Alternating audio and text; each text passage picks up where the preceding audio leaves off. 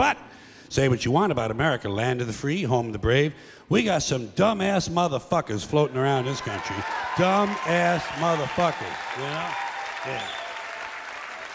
Now, obviously, that doesn't include this audience. I understand that.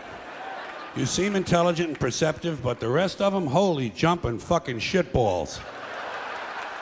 Dumber than a second coat of paint. And this ain't just ranting and raving. This ain't just blowing off steam. I got a little evidence to support my claim. It just seems to me, that only a really low IQ population could have taken this beautiful continent, this magnificent American landscape that we inherited. Well, actually, we stole it from the Mexicans and the Indians, but hey, it was nice when we stole it. It looked pretty good. It was pristine. Paradise. Have you seen it lately? Have you taken a good look at it lately? It's fucking embarrassing. Only a nation of unenlightened half-wits could have taken this beautiful place and turned it into what it is today, a shopping mall.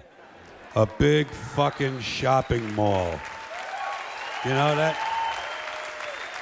That's all you got.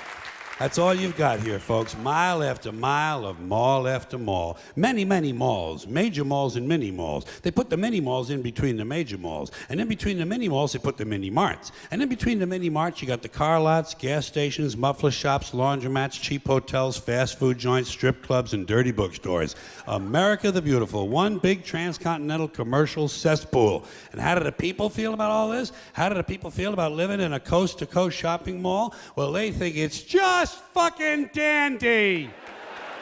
They think it is cool as can be because Americans love the mall. They love the mall. That's where they get to satisfy their two most prominent addictions at the same time: shopping and eating.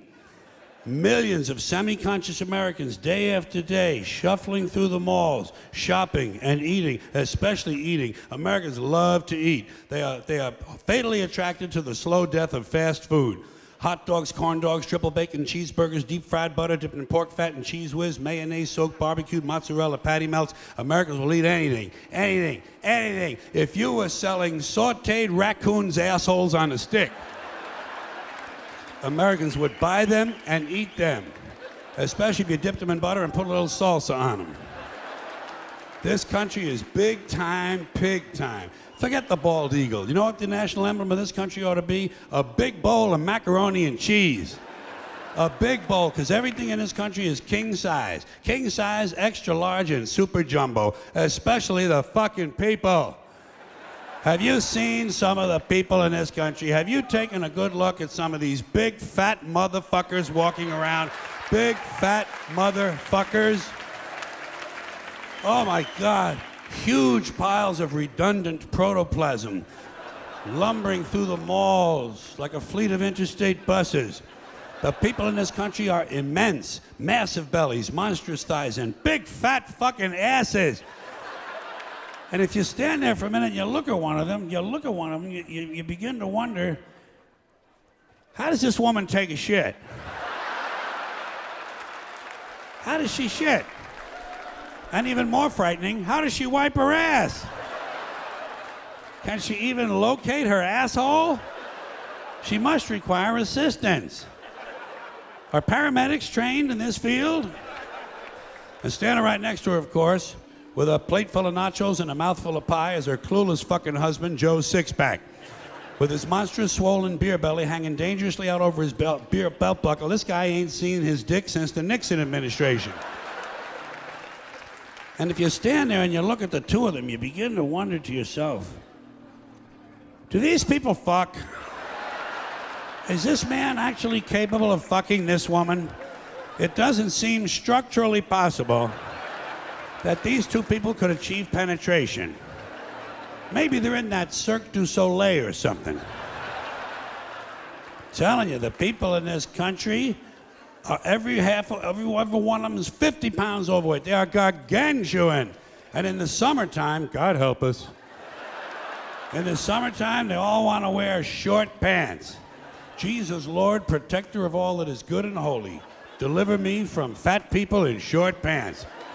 They all got short pants, big bellies, fat thighs, and dumb kids. Short pants, big bellies, fat thighs, and dumb kids. Every one of them's got 2 dumbass kids with them. And the whole family is wearing T-shirts, and every one of them's got the same T-shirt. I'm with stupid. Apparently in this country, the stupids are an extended family. And besides wearing them T-shirts, everyone in the family's got on a backpack. They got a backpack strapped to their back so they can carry around lots of stupid shit. And the reason they got to carry their stupid shit strapped to their backs is because their hands must remain free at all times to hold food. And to get that food up to the mouth where it gets shoveled in with all the rest of the disgusting shit they ate that day. And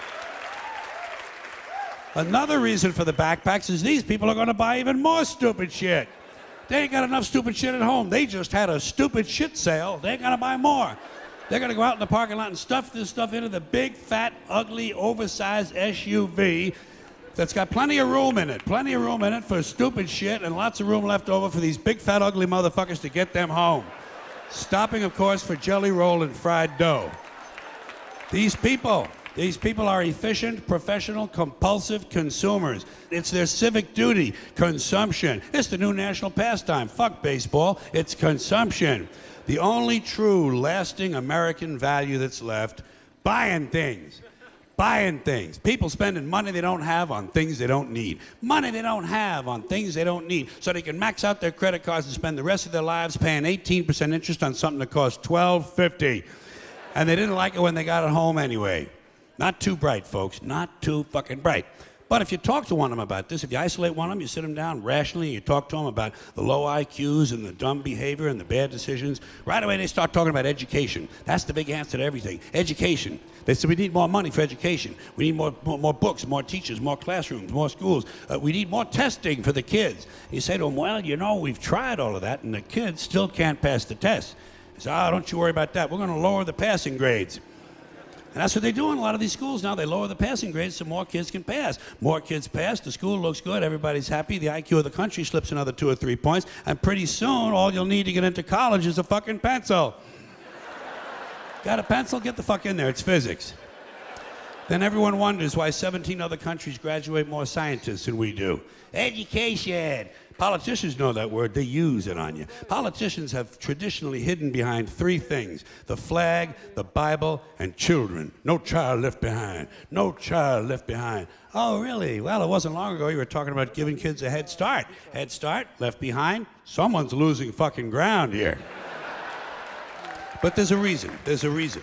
There's a reason for this. There's a reason education sucks, and it's the same reason that it will never, ever, ever be fixed. It's never going to get any better. Don't look for it. Be happy with what you got. Because the owners of this country don't want that. I'm talking about the real owners now. The real owners, the big wealthy business interests that control things and make all the important decisions. Forget the politicians. The politicians are put there to give you the idea that you have freedom of choice. You don't. You have no choice. You have owners. They own you. They own everything. They own all the important land. They own and control the corporations. They've long since bought and paid for the Senate, the Congress, the state houses, the city halls. They got the judges in their back pockets. And they own all the big media companies, so they control just about all of the news and information you get to hear. They got you by the balls. They spend billions of dollars every year lobbying to get what they want. Well, we know what they want. They want more for themselves and less for everybody else. But I'll tell you what they don't want. They don't want a population of citizens capable of critical thinking. They don't want well-informed, well-educated people capable of critical thinking. They're not interested in that. That doesn't help them. That's against their interest. That's right. They don't want people who are smart enough to sit around the kitchen table and figure out how badly they're getting fucked by a system that threw them overboard 30 fucking years ago. They don't want that. You know what they want? They want obedient workers. Obedient workers. People who are just smart enough to run the machines and do the paperwork, and just dumb enough to passively accept all these increasingly shittier jobs with the lower pay, the longer hours, the reduced benefits, the end of overtime, and the vanishing pension that disappears the minute you go to collect it. And now they're coming for your Social Security money. They want your fucking retirement money. They want it back, so they can give it to their criminal friends on Wall Street. And you know something? They'll get it. They'll get it all from you sooner or later, because they own this fucking place. It's a big club, and you ain't in it. You and I are not in the big club. By the way, it's the same big club they used to beat you over the head with all day long when they tell you what to believe. All day long, beating you over the head in their media, telling you what to believe, what to think, and what to buy. The table is tilted, folks. The game is rigged. And nobody seems to notice. Nobody seems to care. Good, honest, hard-working people, white collar, blue collar, doesn't matter what color shirt you have on. Good, honest, hard-working people continue. These are people of modest means. Continue to elect these rich cocksuckers who don't give a fuck about them. They don't give a fuck about you. They don't give a fuck about you. They don't care about you at all, at all, at all. Yeah, you know? And nobody seems to notice, nobody seems to care. That's what the owners count on, the fact that Americans will probably remain willfully ignorant of the big red, white, and blue dick that's being jammed up their assholes every day. Because the owners of this country know the truth. It's called the American dream, because you have to be asleep to believe it.